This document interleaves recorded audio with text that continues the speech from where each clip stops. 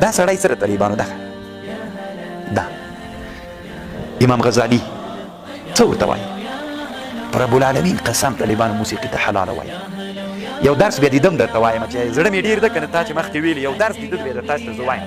احیاء العلوم کې ده په موسیقي باندې یو بحث کړی خو مطلقه موسیقي نه، موسیقي یو علم د طالبانو دی علمي راغلی ده په موسیقي باندې راغلی کم حالت کې دی جایز دی.